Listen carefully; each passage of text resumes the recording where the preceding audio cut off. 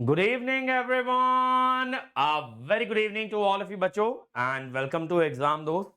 यार आज मैं एक ऐसे टॉपिक पे बात करने आया हूं जिस पे आप लोग चाहते थे कि मैं बात करूं, बट क्योंकि इतना ज्यादा हेक्टिक शेड्यूल चल रहा था, क्रैश कोर्स चल रहा है आरआरबी जेई का, तो मैं आप लोगों से इस बारे में बात नहीं कर पाया। But as soon as I got the time I thought it is necessary to talk to you guys. तो यार देखो, काफी सारी खबर आ रही है यूट्यूब पे भी, और काफी सारे बच्चे भी इस चीज को रिपोर्ट कर रहे हैं कि सर जो है बीएचईएल का पेपर लीक बताया जा रहा है। ठीक है, अब देखो यार, ये तो मेरे पास इंफॉर्मेशन नहीं है कि कौन सी ब्रांचेस का पेपर लीक हुआ है, कि सारी ब्रांचेस का पेपर लीक हुआ है। बट जहां तक मैं बच्चों के कमेंट्स पढ़ रहा हूं, जहां तक मैं बच्चों का फीडबैक ले पा रहा हूं, तो मुझे इतना अभी तक मालूम चला है कि सुपरवाइजर ट्रेनिंग का पेपर लीक हुआ है, नॉट फॉर इंजीनियरिंग ट्रेनिंग। ठीक है, अब ये देखिए यार, बीएचईएल का एक ऐसा एग्जाम था जो कि मैंने पर्सनली एक्सपीरियंस किया, बहुत ज्यादा एंटिसिपेटेड था। ऐसा मैं कैसे बोल पा रहा हूं यार, मैंने बीएचईएल के बारे में जो कोई वीडियो बनाया, ठीक है, या इवन के मैंने बीएचईएल के लिए प्रैक्टिस सीरीज कराई, उसका भयंकर रिस्पॉन्स था। प्रैक्टिस सीरीज के अंदर पहले सेशन पे 15,000 से ज्यादा व्यूज गए, तो जो कि मेरे लिए भी हैरान कर देने वाला था कि बच्चे इतना ज्यादा एंटिसिपेट कर रहे थे बीएचईएल एग्जाम को। ठीक है, कहीं ना कहीं बच्चे चाह रहे थे कि यार एक अच्छी नौकरी मिल जाए, एक अच्छी अपॉर्चुनिटी है उनके लिए, और वो ये भी जानते थे कि पेपर का लेवल बहुत डिफिकल्ट नहीं होने वाला है, तो it is doable for them. Specially जो इंजीनियर ट्रेनी वाले बच्चे थे वो ये जानते थे गेट के बाद उन्हें एक अच्छी अपॉर्चुनिटी मिल रही है, अगर इस एग्जाम को भी क्रैक करते हैं, इवन दो गेट एग्जाम खराब हुआ हो, दे कैन डू वेल। ऐसे ही एई जेई वाले बच्चे, खास करके जो लोग may be RRB CBT 1 crack नहीं कर पाए, भी एसएससी काफी दूर है, आरआरबी का नया एग्जाम काफी दूर है, तो उनके लिए एक बहुत अच्छा अपॉर्चुनिटी था बीच में पावर ग्रिड और बीएचईएल। और उसमें भी उनको कहीं ना कहीं चुनने पे मजबूर कर दिया गया कि आप पावर ग्रिड दीजिए या फिर बीएचईएल सुपरवाइजर ट्रेनिंग का एग्जाम दीजिए। आप देखो यार, यहाँ पे बात करने लायक ना दो तीन चीजें हैं। पहली बात तो कि देखिए, पीएसयूज जब अपने खुद के एग्जाम कंडक्ट कराती हैं, तो उनके बीच का ना कोऑर्डिनेशन एकदम नहीं रहता। अब जैसे बच्चे हैं यार, बच्चों ने दोनों का फॉर्म भरा, पावर ग्रिड और बीएचईएल का। ठीक है, पावर ग्रिड में डिप्लोमा ट्रेनी का, बीएचईएल में सुपरवाइजर ट्रेनी का। अब दोनों पे पैसे लगाए, लेकिन मजबूर कर दिया गया कहीं ना कहीं कि आप एक एग्जाम चुनिए, क्योंकि हम दोनों तो सेम, बेसिकली सेम डेट पे करा रहे हैं। अब आप एक चीज सोच के देखें बच्चों, कि यार एक, अगर हम लोग साल में बात करें 52 वीकेंड होते हैं, क्या 52 वीकेंड इनसफिशिएंट है आपको एग्जाम कंडक्ट कराने के लिए? क्या इतने एग्जाम साल भर में निकलते हैं कि 52 हफ्ते कम पड़ जाएंगे अगर आप सारे एग्जाम कंडक्ट कराना चाहते हैं? तो पहली बात तो ये यार, कि जब पीएसयूज ये डिसाइड करते हैं ना कि हमें अपना खुद का एग्जाम कराना है, तो first thing is that they must be, basically they must be aware of the other PSUs जिनका एग्जाम उस मंथ में पढ़ने वाला है। देखो क्या होता है, पीएसयू ये तो रिलीज नहीं करता इमीडिएटली कि कौन सी तारीख को पेपर होगा, ये चीज बहुत लेट रिलीज की जाती है, लेकिन टेंटेटिवली टेंटेटिवली महीना क्लियर होता है कि किस महीने में एग्जाम पढ़ने वाला है। अब यार देखो, ऐसा तो नहीं हो सकता ना, अगर पावर ग्रिड और बीएचईएल का डिसाइडेड है कि अप्रैल में एग्जाम लेने वाले हैं, तो क्या ये लोग आपस में कोऑर्डिनेट नहीं कर सकते कि अलग अलग वीकेंड पे ले लें? अलग अलग वीकेंड पे अगर एग्जाम कंडक्ट करा लेंगे तो इनके लिए काफी ज्यादा सुविधा हो जाएगी, और बच्चों के लिए भी अपॉर्चुनिटीज बढ़ जाएंगी। जब हम लोग ये कहते हैं ना कि यार इंडिविजुअल पीएसयूज के एग्जाम होने से बच्चों का ही भला है, कि उन्हें ज्यादा अपॉर्चुनिटी मिलेंगी, लेकिन वो भला सिर्फ तब हो सकता है जब ये अपॉर्चुनिटी अलग अलग डेट्स पे आए। अगर ये अपॉर्चुनिटी सेम डेट पे आने लग जाएंगी, तो फिर क्या ही पॉइंट है। और ऐसे ही चाहे तो हम बात कर लें डिग्री वाले बच्चों की। यार एक बार ओएनजीसी का पेपर इंजीनियरिंग सर्विसेज के साथ कोइंसाइड करा दिया गया था, ठीक है, या फिर किसी का पेपर, दो पीएसयूज का पेपर टकरा जाता है, अक्सर ऐसा होता है। खास करके जब मल्टीपल पीएसयूज के एग्जाम होते हैं, तो अक्सर ऐसा देखने मिलता है कि बच्चों को वहां पे चॉइस करनी पड़ती है। और मैं देखता हूं ना यार, ये चॉइस बच्चे बड़ी पोलाइटली कर भी लेते हैं, ऐसा नहीं है कि बच्चे इस पे रिवोल्ट करते हैं, बट इसके अगेंस्ट आवाज उठाई कायदे से जानी चाहिए कि आप सेम डेट पे एग्जाम कैसे कंडक्ट करा सकते हो। Why you are killing the opportunity that are for us. ठीक है, अपॉर्चुनिटी किल करने वाली बात है ना यार। अब लेवल ऑफ एग्जाम की बात करें तो पावर ग्रिड और बीएचईएल सुपरवाइजर ट्रेनिंग के एग्जाम में कोई ज्यादा फर्क होगा नहीं, ठीक है, लेकिन अगर मुझे आप चुनने पे मजबूर कर रहे हैं कि मैं एक ही एग्जाम दे सकता हूं दोनों में, और किसी कारण से वो exam up to the expectation नहीं गया, तो भाई मेरे तो ऑप्शन कम कम हो गए ना, मेरा वो एग्जाम अच्छा गया नहीं और दूसरा मैं दे पाया नहीं। तो इसके अगेंस्ट भी यार देखो, हमें आवाज उठानी चाहिए पहली बात तो। सरकार से कि कोई ना कोई ऐसा पोर्टल या एटलीस्ट आप ये एक डायरेक्टिव इशू करिए सभी पब्लिक सेक्टर बॉडीज को कि भाई आप आपस में कोऑर्डिनेट करके एग्जाम कराएंगे। और कहीं भी अगर ऐसा होता है कि एग्जाम की डेट क्लैश कर रही है तो या तो प्रायोरिटी ऑर्डर होना चाहिए कि भाई जो हायर प्रायोरिटी वाली है उसको डेट एलोकेट होगी और दूसरे वाले को अपनी डेट शिफ्ट करनी पड़ेगी। कुछ तो ऐसा सिस्टम होना चाहिए ना। मान लीजिए आपको मालूम चल गया, बीएचईएल को मालूम चल गया कि यार हमारा डेट जो है ना पावर ग्रिड के साथ क्लैश कर रहा है, तो या तो बीएचईएल पीछे हट जाए या तो पावर ग्रिड पीछे हट जाए, एक हफ्ते का एग्जाम आप शिफ्ट कर लीजिए। फिर देखिए क्या होता है जब आप मल्टीपल एग्जाम सेम डे पे करा रहे हैं। अब देश के अंदर अच्छा इंफ्रास्ट्रक्चर लिमिटेड है, ऐसा नहीं है कि देश के अंदर इनफाइनाइट अमाउंट ऑफ इंफ्रास्ट्रक्चर है। अब क्या होता है कि आप किसी ना किसी ऐसी एजेंसी के साथ जाएंगे जो शायद उतनी रिलायबल नहीं है, करेक्ट। और फिर देखिए क्या होता है, पीएसयूज भी ना कहीं प्रॉफिट मैक्सिमाइज करने के लिए फॉर्म का पैसा तो बच्चों से लेते हैं, लेकिन ऐसा पैसा इन्वेस्ट नहीं करते कि एग्जाम का इंफ्रास्ट्रक्चर बेहतर करें। अब जैसे अगर मैं एक एग्जांपल लूं बेटा, गेट का एग्जाम फुली ऑनलाइन है। कभी भी ऐसी खबर नहीं आती है कि गेट का एग्जाम लीक हुआ। आप ये देखिए गेट किसके साथ पार्टनर करता है, टीसीएस के साथ पार्टनर करता है। गेट के एग्जाम सेंटर कौन से होते हैं, आयन डिजिटल सेंटर्स होते हैं। अब अगर ये चीज प्रूवन है कि टीसीएस अच्छा प्लेटफॉर्म बनाती है, एग्जाम सिक्योर होता है, सेकेंडली डिजिटल आयन सेंटर्स का जो कि स्टाफ है, स्टाफ काफी प्रोफेशनल है, वहां पे कोई भी मिसकंडक्ट नहीं देखने मिलता है, तो why not go with the same infrastructure. और आप सेम इंफ्रास्ट्रक्चर का यूटिलाइजेशन कर सकते हैं जिससे कि वो सेंटर का एफिशिएंसी भी बढ़ेगा, वहां पे रेगुलर एग्जाम लगेगा, सेकेंडली आपके बच्चों को भी ज्यादा अपॉर्चुनिटी मिलेंगी क्योंकि आप अलग अलग डेट पे एग्जाम कंडक्ट करा रहे हैं। तो बेसिकली अलग अलग डेट पे अगर आप एग्जाम कंडक्ट कराते हैं और एक स्टैंडर्ड बॉडी के माध्यम से कराते हैं, स्पेशली वो बॉडी जो कि गेट का एग्जाम कंडक्ट कराने में मदद करती है, तो मुझे लगता है इस तरह की मिस हैपनिंग्स काफी कम हो सकती हैं। ठीक है। और इसका दूसरा सॉल्यूशन ये भी है यार, जहां पे डिग्री वाले बच्चों के रिक्रूटमेंट की बात आती है, तो अगर वो रिक्रूटमेंट आप गेट स्कोर के माध्यम से ही करेंगे तो आपका हेडेक कम हो जाएगा।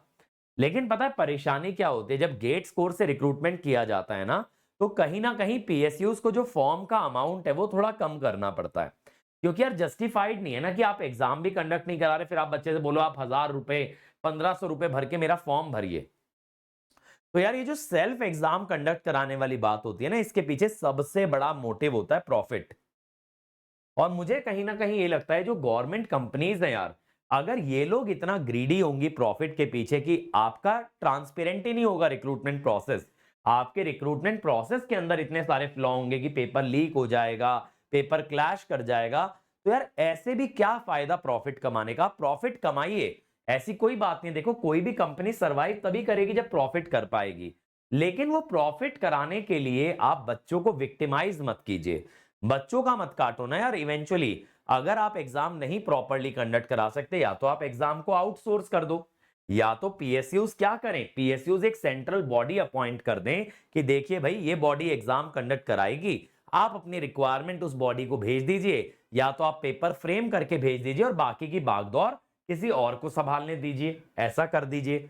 लेकिन नहीं, करना भी है हमें सब कुछ फिर पेपर की क्वालिटी भी मेंटेन नहीं होगी, पेपर की डेट भी प्रॉपर नहीं होगी, फेयर कंडक्ट भी नहीं होगा। अब ये सारी चीजें अगर आप करोगे ही नहीं तो फिर बेटा एग्जाम कराने का पॉइंट ही क्या रह गया, बच्चे किससे उम्मीद रखें। और फिर क्या होता है जब ये पेपर लीक हो जाता है ना, उसके बाद तो और मजेदार कहानी होती है। उसके बाद आकर के कंपनीज, एग्जाम कंडक्टिंग बॉडीज जो होती हैं, डिफेंड करती हैं कि नहीं यार हमारा तो पेपर लीक ही नहीं हुआ, हमारा तो पेपर एकदम फेयर स्क्वायर हुआ है। अब इस बात को कैसे प्रूव किया जाए कि भाई पेपर फेयर एंड स्क्वायर हुआ है या पेपर लीक हुआ है, तब इसके लिए कोर्ट कचहरी के चक्कर लगाने पड़ते हैं। अब बच्चों के बिहाफ पे कोई वकील अपॉइंट किया जाए, बच्चे वहां पे जाकर के केस लड़े। आप मुझे ये बताइए, जहां पे बच्चा 500 रुपए का फॉर्म भरने में कतराता है, सोचता है 2 बार कि मैं अपने घर वालों से पैसा लूं या नहीं लूं, क्या ऐसे बच्चे साथ में आके वकील अफोर्ड कर पाएंगे? क्या वो कोर्ट कचहरी के चक्कर लगा पाएंगे, या वो अपना करियर देखेंगे? यार करियर सेट करना या नौकरी की दरकार है, बच्चे बेरोजगार पड़े हैं, अब उनसे ये एक्सपेक्ट किया जाएगा कि जाइए आप केस लड़िए, केस जीतिए, तब देखते हैं। और केस अगर जीत भी गए तो भी फैसला ऐसा नहीं आएगा जो कि सब बच्चे खुश हो जाएं या पूरा का पूरा एग्जाम रिकंडक्ट करा दिया जाए, ऐसा भी कोई फैसला नहीं आने वाला है। तो भाई मतलब किसकी आस लगाएं बच्चे, किसके पास जाएं? या तो ऐसा होना चाहिए, अगर बच्चों की तरफ से पिटीशन जाता है, बच्चों की तरफ से पिटीशन जाता है, तो ऐसे मुद्दे पे डायरेक्टली कोर्ट को अपना डिसीजन देना चाहिए, रेदर देन एक्सपेक्टिंग कि बच्चों के बिहाफ पे एक बच्चों की कोई बॉडी आएगी और बच्चों की बॉडी आकर के इस केस में इंटरवीन करेगी। Students are not capable of doing that यार। पहले नीट का एग्जाम लीक हुआ, अब नीट का एग्जाम इतना बड़ा एग्जाम होता है देश का, तो ऑब्वियसली वहां पे लोगों के पास पैसा भी है, रिसोर्स भी, और ज्यादा चीजें दांव पे लगी हैं, तो वहां पे बहुत बड़ा केस लड़ा गया। तब भी आप मुझे बताइए, नीट के केस में जो फैसला आया, क्या वो सेटिस्फैक्टरी था? नहीं था वो सेटिस्फैक्टरी। अब बात ये, आप फैसले को क्वेश्चन नहीं कर सकते, आप एग्जाम कंडक्ट कराने के तरीके को क्वेश्चन नहीं कर सकते, आप एग्जाम कंडक्शन की डेट को क्वेश्चन नहीं कर सकते, आप क्वेश्चन पेपर की एक्यूरेसी को क्वेश्चन नहीं कर सकते। तो ये वाली बात हो गई बेटा कि आप तो जो है रहमो करम पे आ गए कंपनी के, कि भाई हमें जैसा करना है करना है, आप तो बस हमें फॉर्म का पैसा दो और फिर हमारी ही चलेगी। तानाशाही वाली बात हो गई। यार अगर मैं फॉर्म भर रहा हूं, मैं उसका पैसा दे रहा हूं, तो मैं at least proper conduct of examination, transparency, accuracy, proper date of examination, ये चीजें तो एक्सपेक्ट करने का अधिकार मेरा होना चाहिए। क्या ये एक्सपेक्ट करना भी आज की डेट में गलत हो गया हमारे देश के अंदर? तो यार देखो, इतने सारे एग्जाम्स इन्होंने फैला लिए हैं, और एग्जाम्स फैला लिए हैं, और फिर एग्जाम क्यों फैलाए हैं? एग्जाम इसलिए नहीं फैलाए हैं कि बच्चों को अपॉर्चुनिटी मिले, वो तो कभी ऑब्जेक्टिव था ही नहीं। अगर ऐसा ही होता तो आप पहले क्यों नहीं करा लिए एग्जाम? अब बीएचईएल पहले भी गेट के थ्रू रिक्रूट करता था, अब अपने रिक्रूटमेंट पे क्या गए? क्या आपने कोई जस्टिफिकेशन दिया गेट के साथ क्या दिक्कत आ रही है? और मुझे नहीं लगता कि गेट के साथ कोई बहुत बड़ी परेशानी आ रही होगी। अगर परेशानी आ रही थी तो आप पहले ही छोड़ दिए होते। ठीक है, अब बात आएगी सर डिप्लोमा वालों का क्या? चलो इंजीनियर्स के लिए अगर आप ये एडवोकेट कर भी दो, गेट के थ्रू रिक्रूटमेंट होना चाहिए, व्हाट अबाउट डिप्लोमा होल्डर्स? बेटा डिप्लोमा होल्डर्स के भी इतने सारे एग्जाम होते हैं, आप क्यों नहीं किसी एग्जाम के साथ टाई अप कर सकते, या क्यों नहीं किसी एग्जाम का स्कोर बच्चे से भरवा सकते एज अ स्क्रीनिंग? कर सकते हो ना मेरे भाई।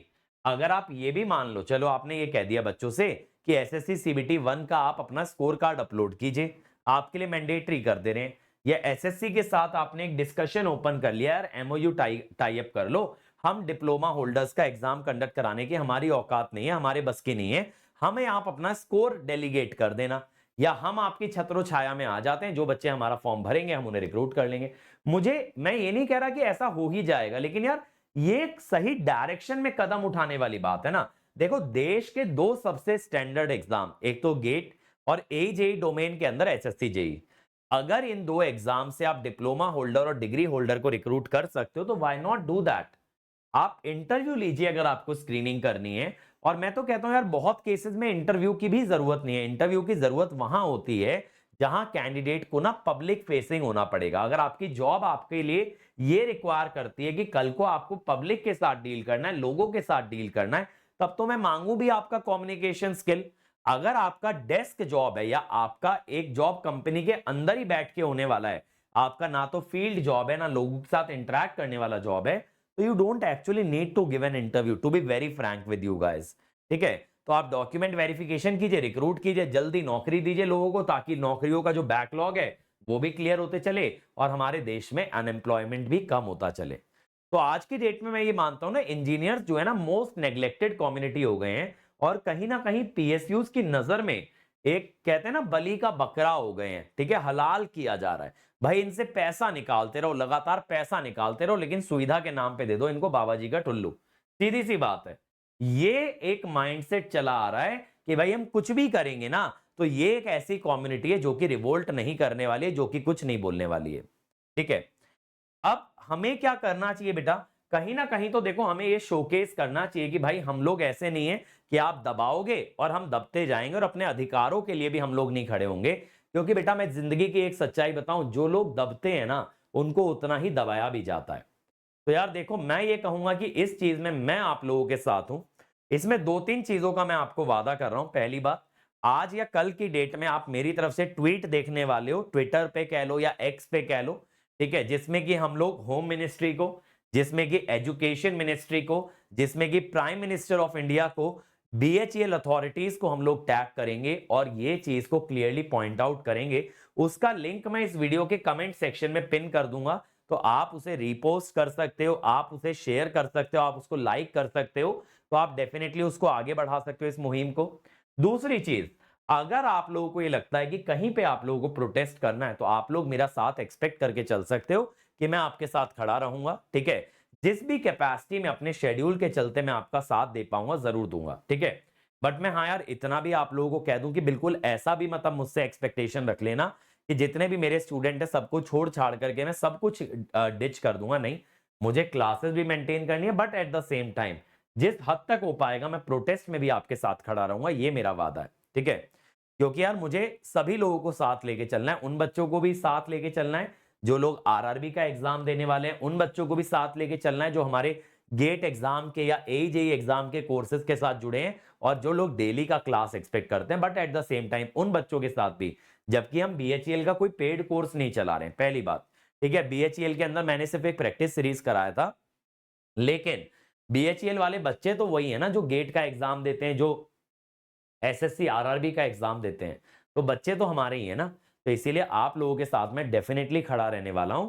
तो मैं ट्वीट करूंगा, उसको शेयर कीजिए, उसका रिस्पांस देखते हैं, रिस्पांस नहीं आता तो फिर इस मुद्दे को और तरीके से आगे बढ़ाते हैं। और मैं तो ये इनवाइट करूंगा कि जो भी लोग एजेई वाले बच्चों के साथ जुड़े हैं वो सब इसी मुहिम में एक साथ आए, सब लोग एक नेटवर्क क्रिएट करें और एक साथ स्ट्राइक करें, रेदर देन कि अलग अलग पॉइंट्स पे स्ट्राइक किया जाए। क्योंकि देन इन दैट केस अगर डिवीजन हो जाता है तो डिवीजन होने से ना कभी भी इंपैक्ट नहीं आता है। तो अगर हमें इंपैक्ट क्रिएट करना है तो हमको इंजीनियर्स का यूनिटी दिखाना पड़ेगा। वैसे तो देखो यार मैं बहुत ज्यादा इन चीजों में नहीं हूं कि प्रोटेस्ट किया जाए कुछ भी है, बट कई बार that is the only way out. तो first thing is we must use make use of the social media. और मैं मानता हूं इंजीनियर्स हमारे जो है सोशल मीडिया में काफी कारगर हैं, काफी सक्षम है सोशल मीडिया चलाने में और सोशल मीडिया के इस्तेमाल से एक इम्पैक्ट क्रिएट करने में, वो चीज करते हैं। उसके अगला स्टेप जो हमारा होना चाहिए that is physically being present in front of the examination body और in front of the BHEL headquarters.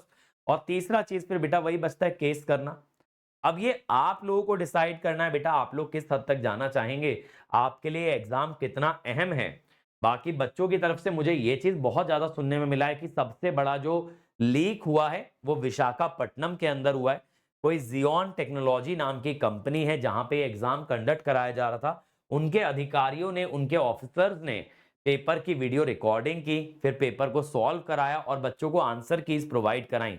और यार अगर हम 21वीं सदी के अंदर भी हमारा देश इतना लैग कर रहा है ना कि इस तरह की हरकतें कर रहे हैं और फिर हम ये उम्मीद करते हैं हम दुनिया में एक सुपर पावर बनेंगे, तो लानत है हम पे, लिटरली लानत है हम पे कि भाई देश को हम खुद ही डुबा रहे हैं और फिर बैठ करके ना सरकार को गालियां भी बढ़िया तरीके से देते हैं। यार सरकार क्या कर रही है इस देश की, कुछ नहीं कर रही। अरे सरकार कुछ कर रही है नहीं कर रही भैया, but as a responsible citizen आप तो अपनी जिम्मेदारी सही से निभाइए।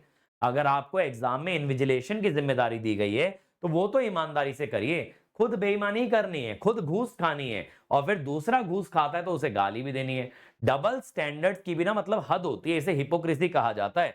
हिपोक्रेट हो चुके हैं हम लोग, ठीक है।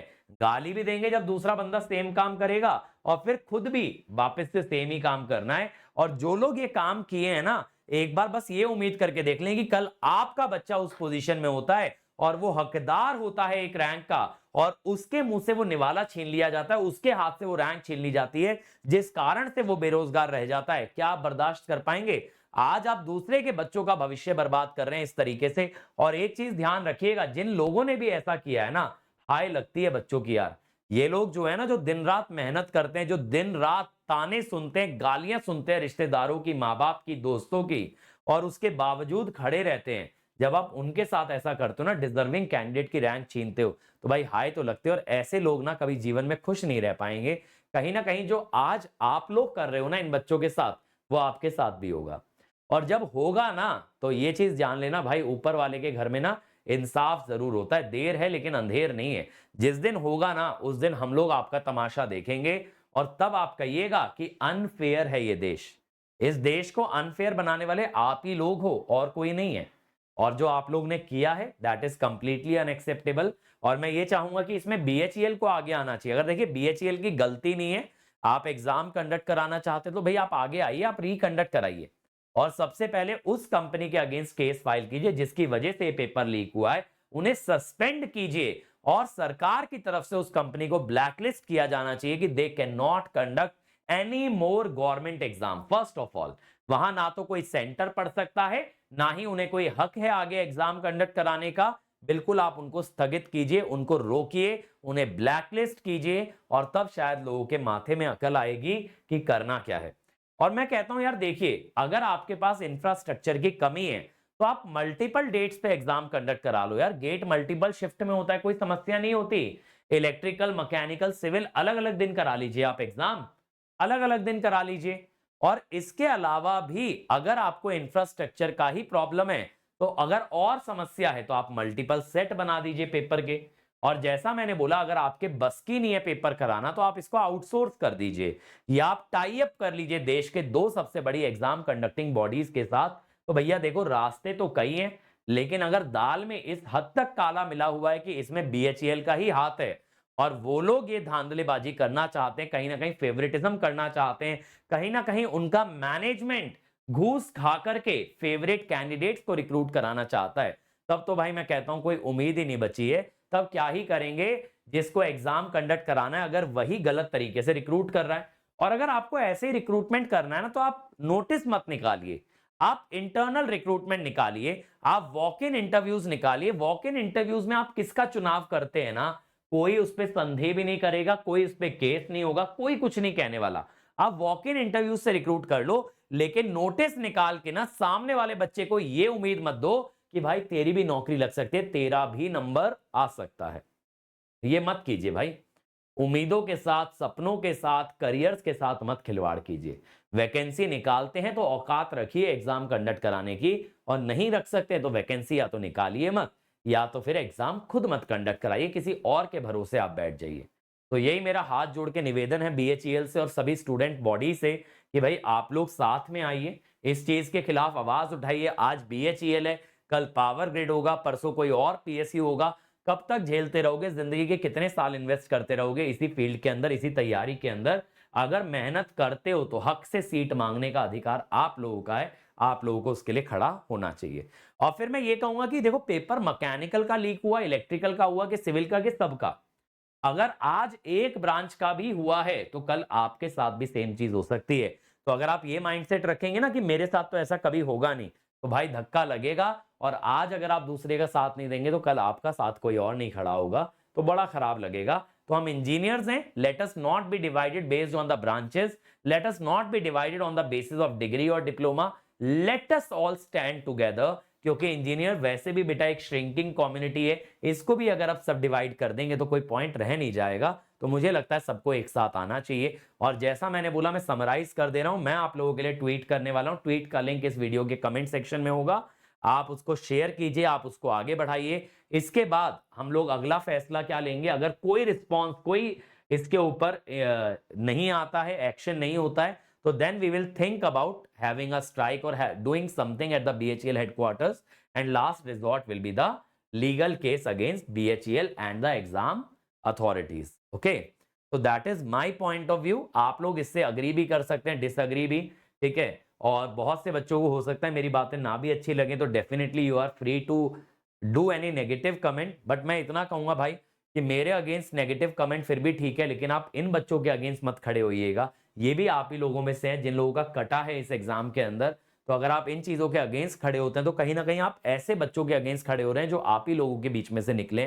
तो प्लीज उनके साथ ऐसा गलत मत कीजिए। और अगर आपको वीडियो ना अच्छी लगे तो आप डिसलाइक करके आगे बढ़ सकते हैं, रेदर देन कि आप इस मुहिम के या इन चीजों के अगेंस्ट में खड़े हो।